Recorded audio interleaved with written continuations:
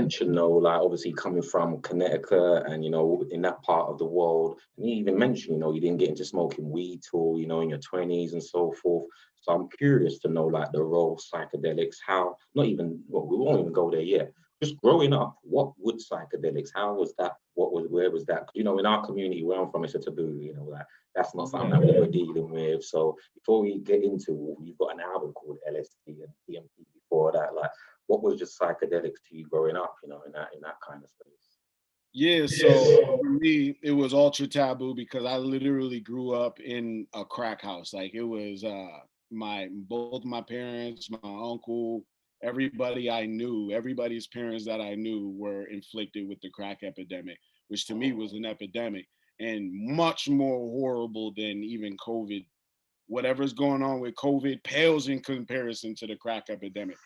The concept of the modern ghetto and black gangsters and hood niggas and street violence, gangs, all of that comes from crack. All of it comes from crack. You could throw dope in there too, because if it wasn't crack, it would have just been dope. But that crack epidemic was different. Sure, Um, sure, sure. and so growing up in that kind of environment, all drugs were in a bad category, whether it was marijuana, because growing up, you just hear about weed and crack and coke and heroin.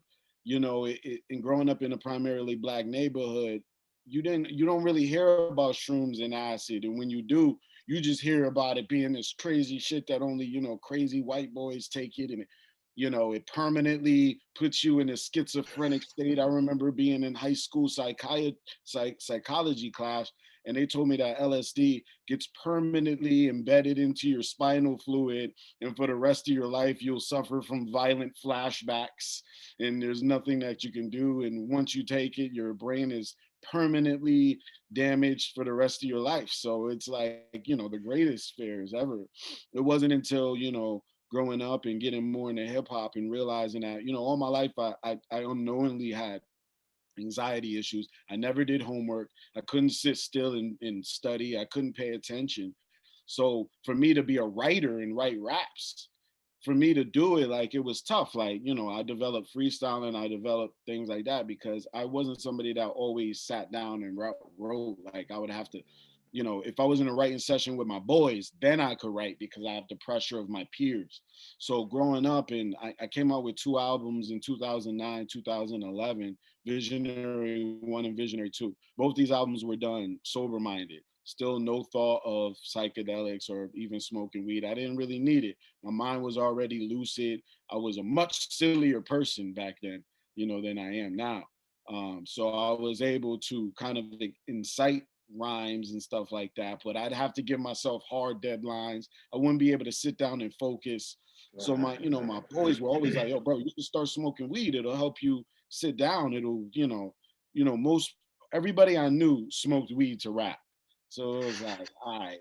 And I eventually moved out to the suburbs in Florida, and I was fat and I was, working, and it was terrible. So eventually I just kind of got depressed to working. I'm like, damn, I'm at the crossroads of, do I want to work or do I want to become a rapper? I already have 2 mixtapes out. Nobody knew who I was.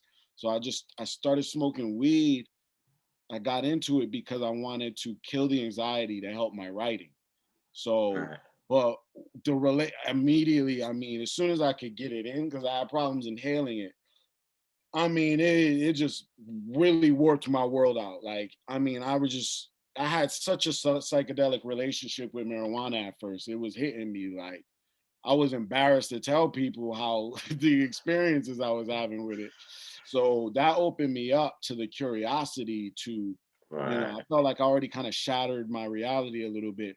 And then my buddy was telling me about mushrooms. And, he didn't give me a shamanic ritual routine to go by. He's just like, bro, you gotta do it. And he came over with these ultra crazy, you know, um, I don't know if they were golden teachers, but Right. it was at least 5 grams. And I had all the dark shit at the end of it, the real fucking gnarly looking ones where they're like, it's like black and you could see, you know, fucking, iridescent colors on it. Oh, yeah, yeah. And so, and he was just telling me, oh, it makes the you know, nature starts breathing like it's crazy. You got to do it. So I peer pressured into it. And like, I'll tell you, man, my first 2 mushroom trips, I was about 23 years old. This is, you know, 2011, you know, right before 2012, right? So all of the Bobby Hammett, all of the Phil Valentine, all of the Terrence McKenna, I'm sure you remember what YouTube was like pre-apocalypse, pre-2012. And it was the best document, Zeitgeist 1 through 3, everything. Like, so I was in the realm of the conspiracy. I was waking up. I was like, yo, like, what the fuck is Earth? So yeah, I did those mushrooms, and the first 2 times, first time was crazy. It, like, you know, kind of I mean, it was ridiculous. Second time I ended up in the hospital. Like, it was complete ego death. Like, they found me in the streets. Like, I mean, it was the scariest thing that ever happened to me. And I mean, I saw the face of God. I saw death. I saw the whole timeline of Earth.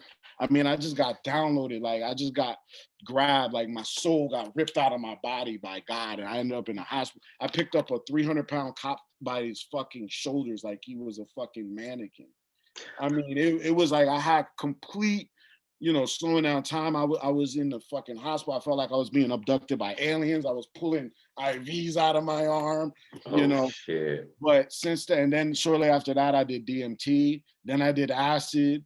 And I mean, what it did to me, I mean, was because I shattered reality, meaning that this is the warning I give to anybody, because not everybody, I've done shrooms with 1,000 people and not everybody breaks through. I'd say maybe 2% of human beings have the capacity to actually break through. And most people, you know, they get the geometry, they can see the fabric, but what I'm talking about was life changing to the point that I'm still baffled that I can still be an interacting person. Like, you know, like to this day, most people I don't talk to, I have very bad problems communicating.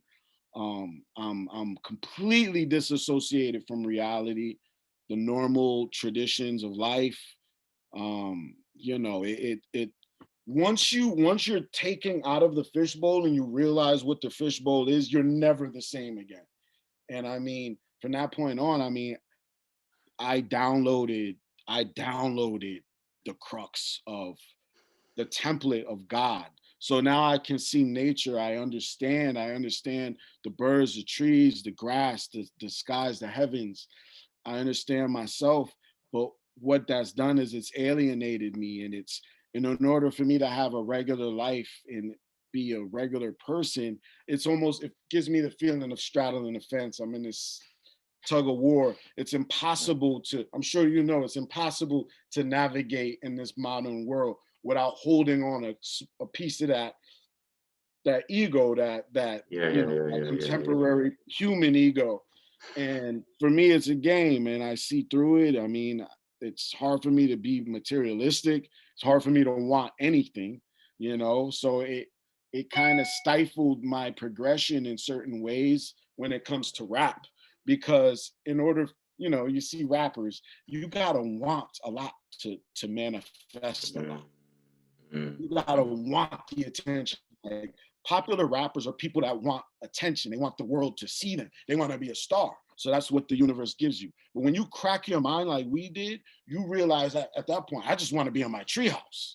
So I'm having this struggle, you know, balancing that right now, and from being a completely righteous person and just, you know, putting myself in the nest of God and just kind of just realizing how beautiful Earth is, to then having a re-implement, you know, because I still got to pay rent. I still got bills. I got a phone. It's like, fuck, I can't be. It makes it very frustrating, you know.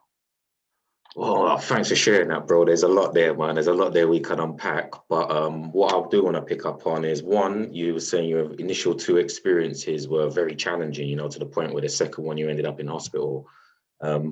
That's, you know, most reasons when people hear about psychedelics, why they don't want to do psychedelics. They hear about those people like, like that's, you know, and 9 times out of 10, you know, people come out the other end, and like I've been asked many a times before, it's like, why the hell do you go back and do it again for?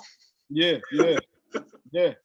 You know, Yeah. so I want to ask you, after your experiences, what was it? You know, you shared a lot, you know, but that made you say, look, I've got to delve deeper. And then you're saying that you delved into, you know, DMT, acid, you know, and you like you didn't stop. What, you know, what is it? What is that about?